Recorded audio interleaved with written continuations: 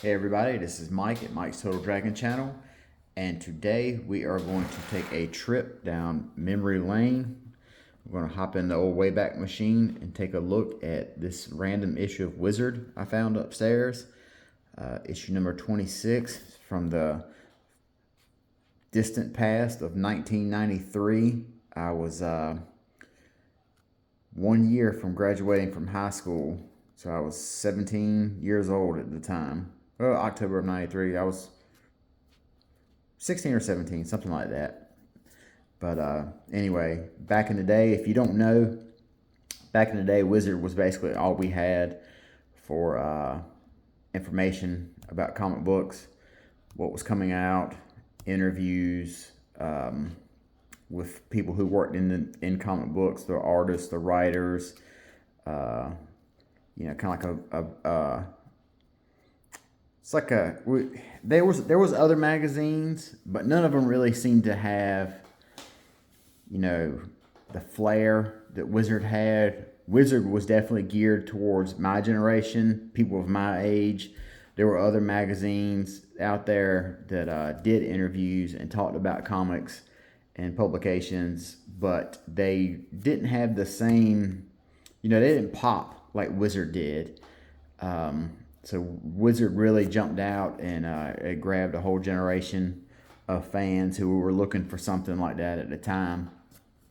So what we're going to do is we're just going to kind of speed through this a little bit. It's a big honking issue, and I don't want this video to go for so long. So we'll go ahead and get this party started. So this is our cover right here. We've got it fold out cover. I want to say that's Bagley. Fits the era. Then on the back, we've got an advertisement for Spider-Man, X-Men, Nintendo game, Genesis game. I don't even know if I really played this or not. I probably didn't. I think the big 4-player arcade game for X-Men, that definitely got a lot of play. So we'll go ahead and get to going. Some of these companies here, I couldn't tell you nothing about. Harris, I knew they had Vampirella. That was it. These people here, no clue. This looks like some sort of cards type promotion. We got our table of contents right here. Advertisement for Nintendo game. Ooh, 16, is that 16-bit? 16 meg, I'm sorry. Not 16-bit, but meg. Jungle Strike. I guess this is a computer game. And now we kind of got to intro the words here. Jared Shamus. This guy here, from everything I could remember, him and his family, they ran a series of comic book shops up north. And the Shamus, or Garib, ever how it's pronounced, started this Wizard publication. And there's a lot of rumors and stuff that part of the reason they started this Wizard magazine was because they were publishing articles like top 10 lists and guides, price guides, who's hot, who's not, etc. And that was to artificially inflate sales to help their stores, their family stores. And I don't know how true that is or not, but that has been something I've heard. Then we go on to the letters page where this big, huge letter right here, this guy is talking about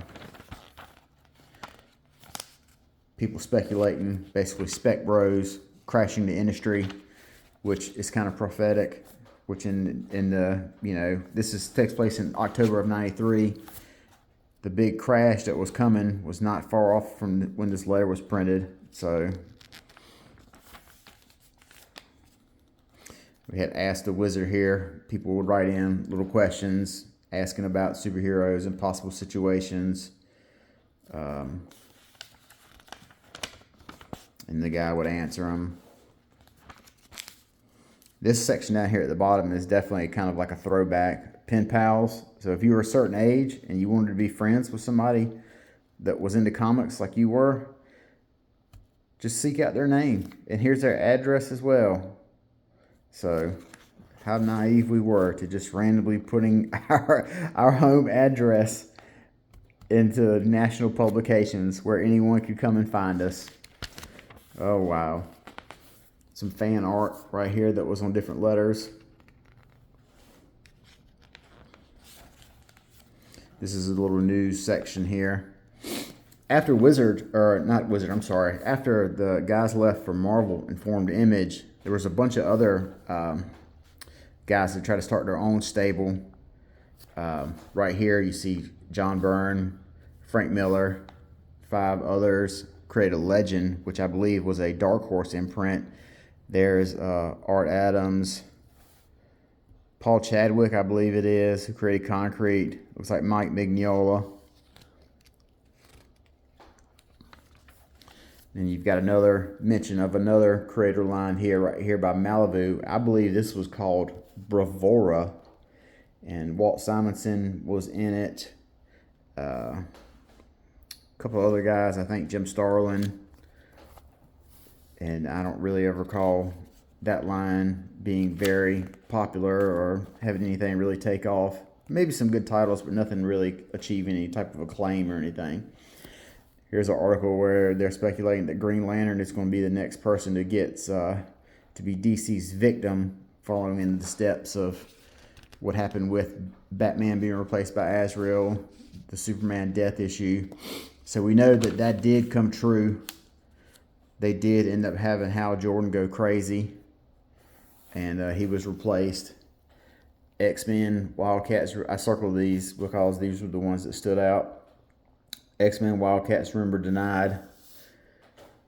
Jim Lee says unequivocally no. Yeah, he didn't want to do it because what would be the point of doing 2 teams that are basically the same people? Jim Shooters launched Defiant. He had 2 titles right here. This came after, I want to say this came after Valiant, his Defiant company. Nothing ever really blew up of these 2.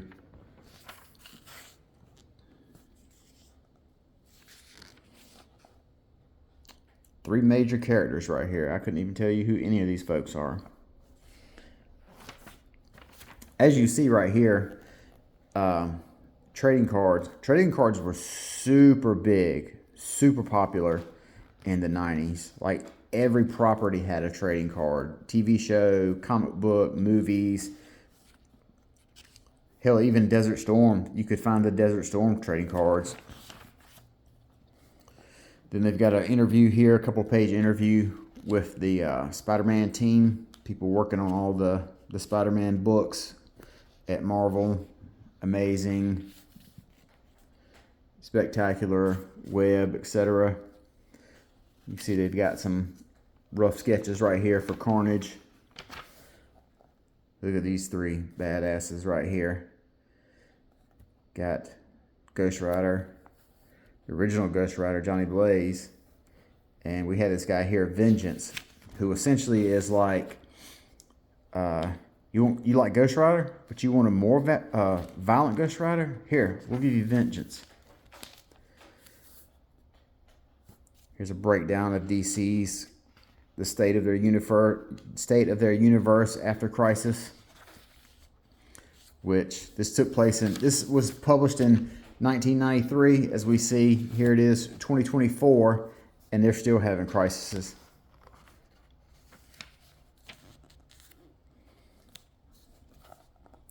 Which, to me, this is how I think it should be. My fix would be just leave it alone. We'll all be able to figure it out. Everything happened.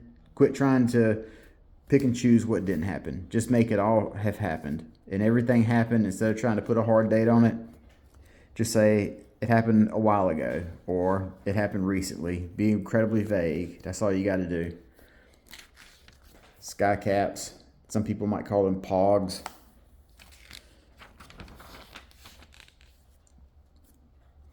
Advertisement for the Robin ongoing. This was such a great book because it really gave Tim Drake a title where he could. It was really well written. He felt like a fully formed character. You know, yes, he was also in Batman, but he had his own supporting cast, and he had his own opportunity to grow and do his own thing solo instead of being constantly attached to Batman, which seems like it's been forgotten about. But that's a different topic for a different day with how they treat Robin. Now we've got another comedy book here by Sergio Aragonés and Mark Evanier. The people who did Guru.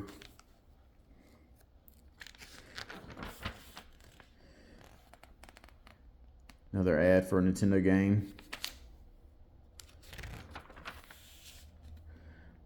Old Joe Quesada art right here. Another fun thing about Wizard was they had tons of contests for readers' art. So if you were an aspiring illustrator or someone that liked to draw, Wizard will run any number of contests for you to be a part of.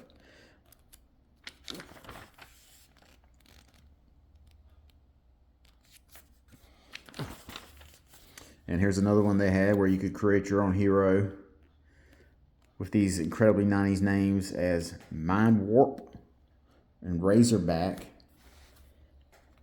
Happy Face Man feels like he would totally be someone that goes viral in 2024.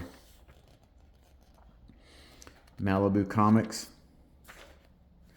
They were originally the home for Image, I want to say, and I think Image ultimately broke off from them and did their own. But if you look at these right here, they don't. I don't want to dogpile on Malibu Comics. 40 years after the fact, or whatever it is, 30 years after the fact. But there's nothing here. Their dinosaur has a cigar. That's kind of cool, I suppose. But nothing here pops. Nothing here jumps out and grabs your attention. Like look at this Jim Lee death blow. If you're 15, 16, you're a teenager or whatever, what do you think looks cooler and you want to read about? This or this guy right here with his red button-up shirt on? Another section that Wizard had, Hunkin' Babes, Catwoman, that's low-hanging fruit. And here's some fella named Winter. I'm unfamiliar with him. More ads. Bart Sears did this section for Wizard for years. Bart Sears, he was a really big and popular artist in the 90s with work on books like Justice League Europe, X-O Manowar, Turok. He had a really fun style, kind of like really, kind of like Todd McFarlane, stretchy, rubbery style. Here in this section, he kind of just gives out tips. And this looks like it's really cool. This right here actually looks like there's people who have submitted stuff.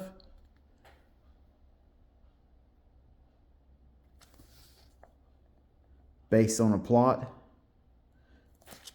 So it looks like you had the choice between a Venom plot and a Hulk plot, and you could submit your work and get it graded, or what's the word I'm looking for? Critiqued by Bart Sears. Advertisement for Wizard. I meant for Youngblood. Pull out poster. More Image book. Here's an interview with John Ostrander, who wrote this this book at the time, The Spectre. It had art by, I can't remember who the artist was. It escapes me. But I remember this being really popular for a while. just not because it was popular, not to take away anything. Tom Mandrake, that's the artist, not to take away anything he did. There was very story-driven popularity. When you could get a book popular based off the strength of the story and having, well, looking at this panel right here, this looks pretty powerful as well. So maybe it was both the best of both worlds. I want to say I read one or two of these issues. Might be time to try to dig them back up again. This kid right here, look how crazy this child looks. He's been played too much Mortal Kombat. But we all did. God knows I pumped so much money into that game. Now they've got kind of a Q&A with a bunch of different people from the industry about what they think is scary as far as, in a comic book. Interviewing people like Dan Jurgens, Dwayne McDuffie, rest in peace.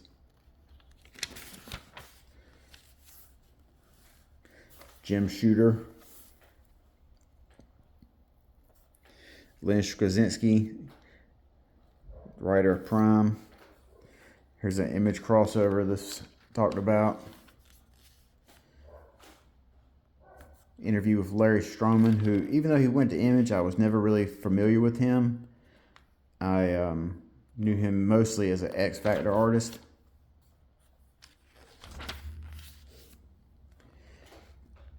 Q Unit. I have absolutely no idea what this was about or who these people were. I don't remember anything about Q Unit. One thing you'll notice as we flip through this magazine is there is a ton of ads for Image Comics. Image's popularity and Wizard's popularity, they really go hand in hand. With Image being advertised in there, it got eyes on Wizard, and in conjunction, the Wizard guys would frequently do work for Image. So it was a lot of handshaking hands. Then we got a section right here on TV shows headed your way, and everyone knows this right here.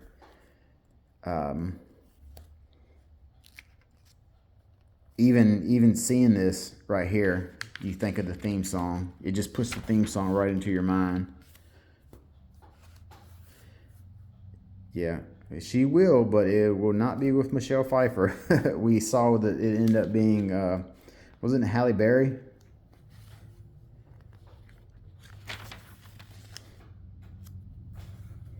This does not have the impact that they thought it would.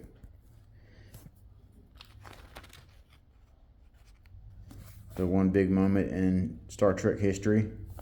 Still trying to recapture that feeling of when Picard got turned into a Borg.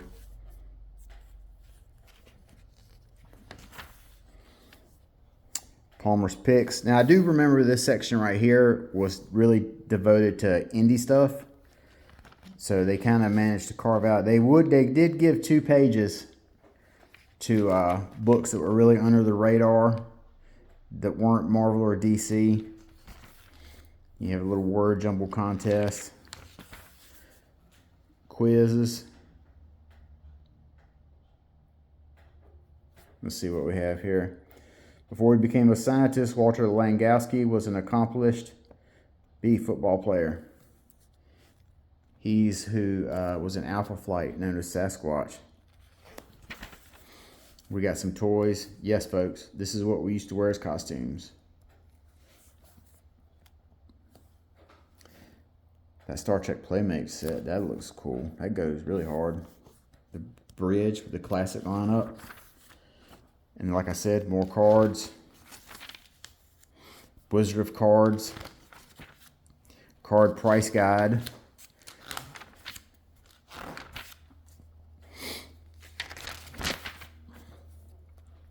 Now this was a section here that they dedicated to books that they thought were going to pop off and really increase in price. This was their picks. Books they thought they were just going to blow up generally, that were really ones that you wanted to, you know, maybe couldn't turn a profit on, but they just thought what was really great.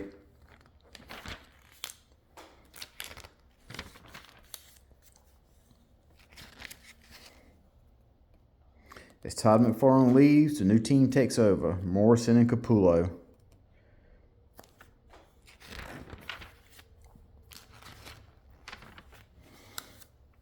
Good and cheap. Books that they thought were strong reads that you could find cheap. And this is still true to this day. You can find these Legion of Superhero books in your dollar boxes. Here's the top 100 for 1993. You look at the top two spots right here, Batman and Superman.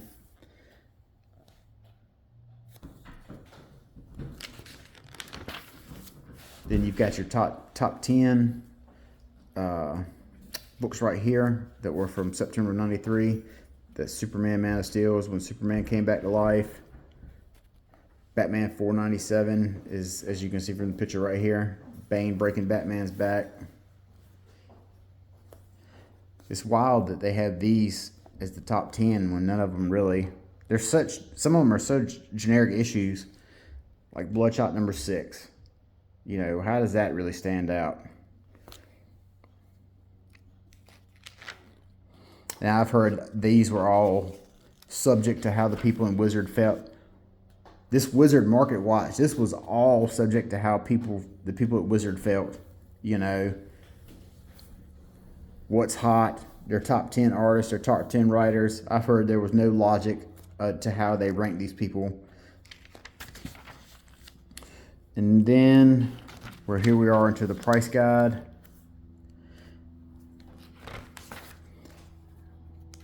I didn't know anyone back in the day who went by Wizard Price Guide.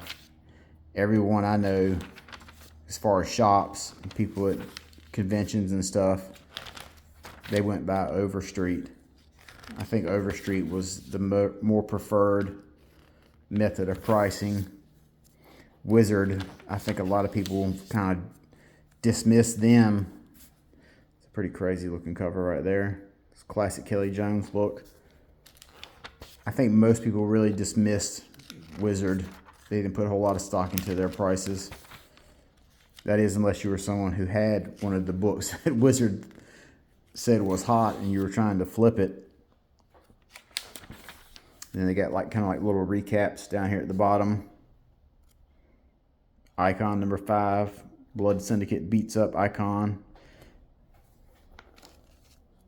Look at this.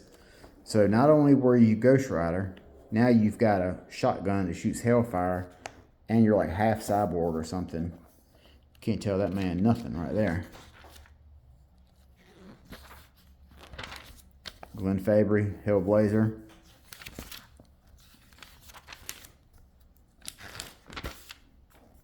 I always like this cover right here. Instead of calling them annuals, Valiant called them yearbooks. That was what they used to distinguish themselves. I've got this Mask Returns miniseries upstairs right now. I need one more issue.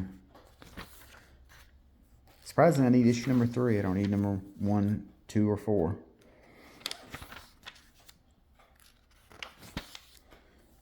Ren and Stimpy. I know Dan Slott was on this book for a time.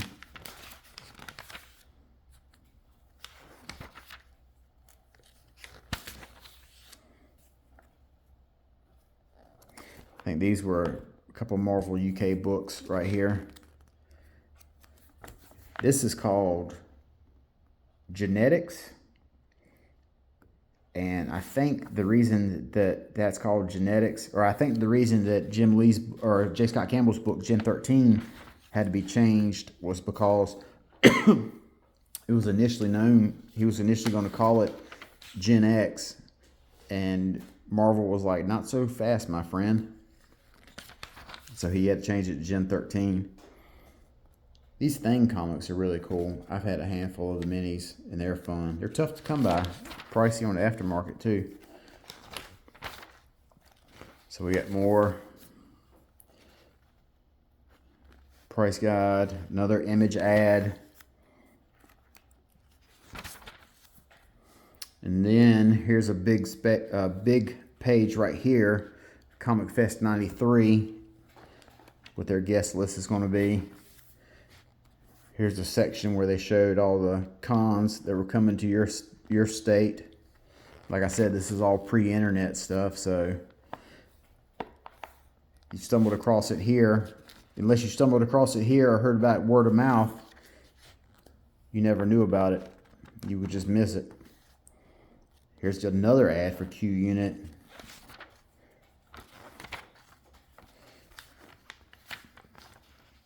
Man, this is 90s. Wizards doing its public service. Stay in school.